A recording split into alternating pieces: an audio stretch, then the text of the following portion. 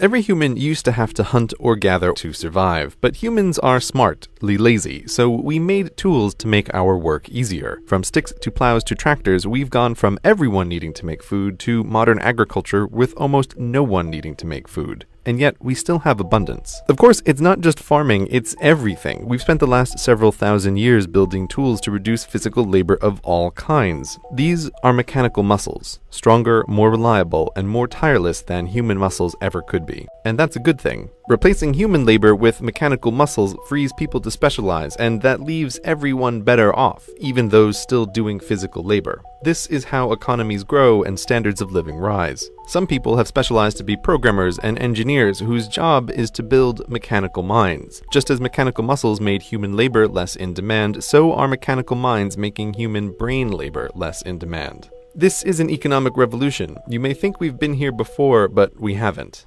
This time is different. When you think of automation, you probably think of this: giant, custom-built, expensive, efficient, but really dumb robots blind to the world and their own work. They were a scary kind of automation, but they haven't taken over the world because they're only cost-effective in narrow situations. But they're the old kind of automation. This is the new kind. Meet Baxter. Unlike these things, which require skilled operators and technicians and millions of dollars, Baxter has vision and can learn what you want him to do by watching you do it, and he costs less than the average annual salary of a human worker. Unlike his older brothers, he isn't pre-programmed for one specific job. He can do whatever work is within the reach of his arms. Baxter is what might be thought of as a general-purpose robot, and general purpose is a big deal. Think computers. They too started out as highly custom and highly expensive, but when cheap-ish general-purpose computers appeared, they quickly became vital to everything. A general-purpose computer can just as easily calculate change, or assign seats on an airplane, or play a game, or do anything just by swapping its software. And this huge demand for computers of all kinds is what makes them both more powerful and cheaper every year. Baxter today is the computer of the 1980s. He's not the apex, but the beginning. Even if Baxter is slow, his hourly cost is pennies worth of electricity, while his meat-based competition costs minimum wage. A tenth the speed is still cost-effective when it's 100th the price. And while Baxter isn't as smart as some of the other things we will talk about, he's smart enough to take over many low-skilled jobs. And we've already seen how dumber robots than Baxter can replace jobs. In new supermarkets, what used to be 30 humans is now 1 human overseeing 30 cashier robots. Or take the hundreds of thousands of baristas employed worldwide. There's a barista robot coming for them. Sure, maybe your guy makes the double mocha whatever just perfect and you'd never trust anyone else, but millions of people don't care and just want a decent cup of coffee. Oh, and by the way, this robot is actually a giant network of robots that remembers who you are and how you like your coffee no matter where you are. Pretty convenient. We think of technological change as the fancy new expensive stuff, but the real change comes from last decade's stuff getting cheaper and faster. That's what's happening to robots now. And because their mechanical minds are capable of decision-making, they are out-competing humans for jobs in a way no pure mechanical muscle ever could. Imagine a pair of horses in the early 1900s talking about technology. One worries all these new mechanical muscles will make horses unnecessary. The other reminds him that everything so far has made their lives easier. Remember all that farm work? Remember running from coast to coast delivering mail? Remember riding into battle? All terrible. These new city jobs are pretty cushy, and with so many humans in the cities, there will be more jobs for horses than ever. Even if this car thingy takes off, he might say, there will be new jobs for horses we can't imagine. But you, dear viewer, from beyond 2000, know what happened. There are still working horses, but nothing like before. The horse population peaked in 1915. From that point on, it was nothing but down. There isn't a rule of economics that says better technology makes more better jobs for horses. It sounds shockingly dumb to even say that out loud, but swap horses for humans and suddenly people think it sounds about right. As mechanical muscles pushed horses out of the economy, mechanical minds will do the same to humans. Not immediately, not everywhere, but in large enough numbers and soon enough that it's going to be a huge problem if we're not prepared, and we're not prepared.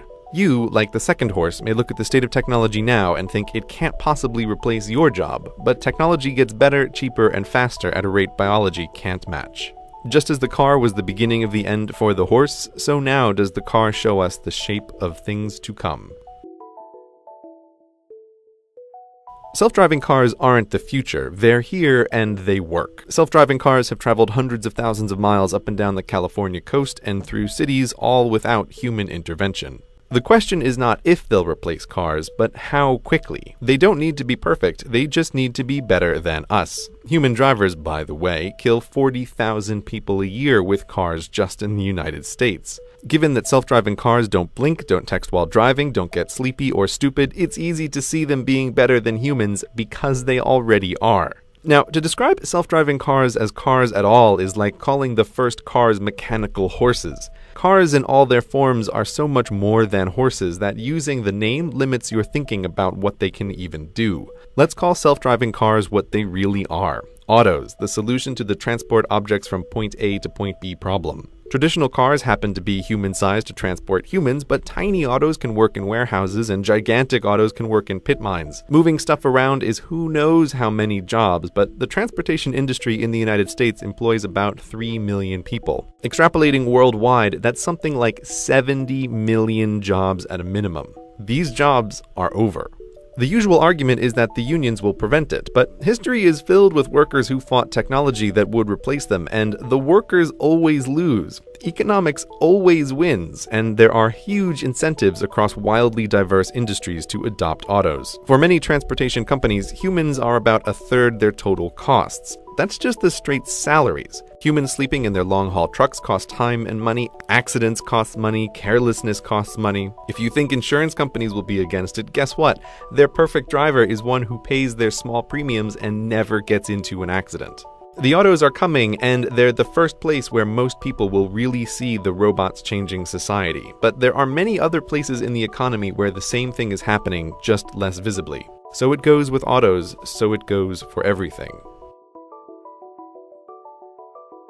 It's easy to look at autos and Baxters and think technology has always gotten rid of low-skilled jobs we don't want people doing anyway. They'll get more skilled and do better educated jobs like they've always done. Even ignoring the problem of pushing 100 million additional people through higher education, white-collar work is no safe haven either. If your job is sitting in front of a screen and typing and clicking, like maybe you're supposed to be doing right now, the bots are coming for you too, buddy. Software bots are both intangible and way faster and cheaper than physical robots. Given that white-collar workers are, from a company's perspective, both more expensive and more numerous, the incentive to automate their work is greater than low-skilled work. And that's just what automation engineers are for. These are skilled programmers whose entire job is to replace your job with a software bot. You may think even the world's smartest automation engineer could never make a bot to do your job, and you may be right, but the cutting edge of programming isn't super smart programmers writing bots, it's super smart programmers writing bots that teach themselves how to do things the programmer could never teach them to do. How that works is well beyond the scope of this video, but the bottom line is there are limited ways to show a bot a bunch of stuff to do, show the bot a bunch of correctly done stuff, and it can figure out how to do the job to be done. Even with just a goal and no knowledge of how to do it, the bots can still learn. Take the stock market, which in many ways is no longer a human endeavor. It's mostly bots that taught themselves to trade stocks, trading stocks with other bots that taught themselves. As a result, the floor of the New York Stock Exchange isn't filled with traders doing their day jobs anymore. It's largely a TV set. So bots have learned the market and bots have learned to write. If you've picked up a newspaper lately, you've probably already read a story written by a bot. There are companies that teach bots to write anything, sports stories, TPS reports, even say those quarterly reports that you write at work. Paperwork, decision-making, writing, a lot of human work falls into that category, and the demand for human mental labor in these areas is on the way down. But surely the professions are still safe from bots, yes? When you think lawyer, it's easy to think of trials, but the bulk of lawyering is actually drafting legal documents, predicting the likely outcome and impact of lawsuits, and something called discovery, which is where boxes of paperwork gets dumped on the lawyers and they need to find the pattern or the one out-of-place transaction among it all. This can be bot work. Discovery in particular is already not a human job in many law firms. Not because there isn't paperwork to go through, there's more of it than ever, but because clever research bots shift through millions of emails and memos and accounts in hours, not weeks, crushing human researchers in terms of not just cost and time, but most importantly, accuracy. Bots don't get sleepy reading through a million emails. But that's the simple stuff. IBM has a bot named Watson. You may have seen him on TV destroy humans at Jeopardy, but that was just a fun side project for him. Watson's day job is to be the best doctor in the world, to understand what people say in their own words and give back accurate diagnoses. He's already doing that at Sloan Kettering, giving guidance on lung cancer treatments. Just as autos don't need to be perfect, they just need to make fewer mistakes than humans, the same goes for doctor bots. Human doctors are by no means perfect. The frequency and severity of misdiagnoses are terrifying, and human doctors are severely limited in dealing with a human's complicated medical history. Understanding every drug and every drug's interaction with every other drug is beyond the scope of human knowability, especially when there are research robots whose whole job it is to test thousands of new drugs at a time. And human doctors can only improve through their own experiences. Doctor bots can learn from the experience of every doctor bot, can read the latest in medical research and keep track of everything that happens to all their patients worldwide and make correlations that would be impossible to find otherwise. Not all doctors will go away, but when the doctor bots are comparable to humans and they're only as far away as your phone, the need for general doctors will be less. So professionals, white-collar workers, and low-skill workers all have things to worry about from automation. But perhaps you are unfazed because you're a special creative snowflake. Well, guess what? You're not that special. Creativity may feel like magic, but it isn't. The brain is a complicated machine, perhaps the most complicated machine in the whole universe, but that hasn't stopped us from trying to simulate it. There is this notion that just as mechanical muscles allowed us to move into thinking jobs, that mechanical minds will allow us to move into creative work. But even if we assume the human mind is magically creative, it's not, but just for the sake of argument, artistic creativity isn't what the majority of jobs depend on. The number of writers and poets and directors and actors and artists who actually make a living doing their work is a tiny, tiny portion of the labor force. And given that these are professions dependent on popularity, they'll always be a very small portion of the population. There can't be such a thing as a poem and painting-based economy. Oh, by the way, this music in the background that you're listening to, it was written by a bot.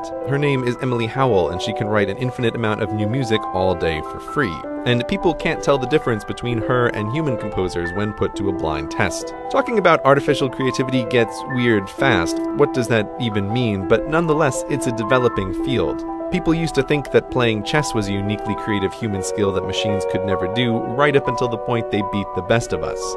And so it will go for all human talents. Right, this may have been a lot to take in, and you might want to reject it. It's easy to be cynical of the endless and idiotic predictions of futures that never are. So that's why it's important to emphasize again that this stuff isn't science fiction. The robots are here right now. There is a terrifying amount of working automation in labs and warehouses around the world. We have been through economic revolutions before, but the robot revolution is different. Horses aren't unemployed now because they got lazy as a species, they're unemployable. There's little work that a horse can do to pay for its housing and hay. And many bright, perfectly capable humans will find themselves the new horse, unemployable through no fault of their own. But if you still think new jobs will save us, here is one final point to consider. The US Census in 1776 tracked only a few kinds of jobs. Now, there are hundreds of kinds of jobs, but the new ones are not a significant part of the labor force. Here's the list of jobs ranked by the number of people who perform them. It's a sobering list with the transportation industry at the top. Continuing downward, all of this work existed in some form 100 years ago, and almost all of them are easy targets for automation. Only when we get to number 33 on the list is there finally something new. Don't think that every barista or white-collar worker need lose their job before things are a problem. The unemployment rate during the Great Depression was 25%. The list above is 45% of the workforce. Just what we've talked about today, the stuff that already works, can push us over that number pretty soon. And given that even in our modern technological wonderland, new kinds of work aren't a significant portion of the economy, this is a big problem. This video isn't about how automation is bad, rather that automation is inevitable. It's a tool to produce abundance for little effort. We need to start thinking now about what to do when large sections of the population are unemployable through no fault of their own. What to do in a future where, for most jobs, humans need not apply.